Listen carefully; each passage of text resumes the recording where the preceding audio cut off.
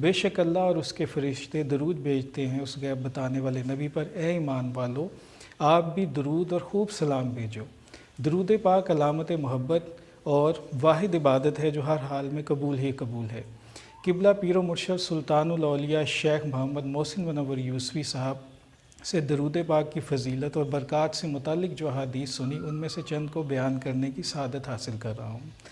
حدیث مبارکہ میں ہے کہ درود پاک پڑھنے والی کی آواز خود نبی کریم صلی اللہ علیہ وآلہ وسلم سنتے ہیں۔ نہ صرف اس کا نام بلکہ اس کے والد کا نام بھی آپ کی بارگاہ میں پیش کیا جاتا ہے۔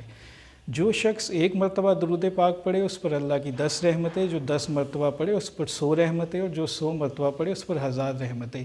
مزید یہ کہ حدیث مبارکہ میں ہے کہ 1000 مرتبہ درود پاک پڑھنے والے پر اللہ دوزخ کی آگ حرام فرما دیتا ہے۔ حدیث مبارکہ میں ہے کہ درود پاک پڑھنے والے کی شفاعت خود نبی کریم صلی اللہ علیہ وآلہ وسلم فرمائیں گے۔ ایک حدیث میں رسول پاک نے فرمایا کہ روز قیامت میرے سب سے نزدیک وہ شخص ہوگا جو مجھ پر سب سے زیادہ درود پڑھے گا۔ درود پاک کی کثرت سے بندہ اولیاء کی جماعت میں شامل ہو جاتا ہے۔ درود پاک نہ صرف اسم اعظم ہے بلکہ اس کو پڑھنے والے کو خواب میں نبی کریم صلی اللہ علیہ وآلہ وسلم اپنی زیارت سے منور فرماتے ہیں۔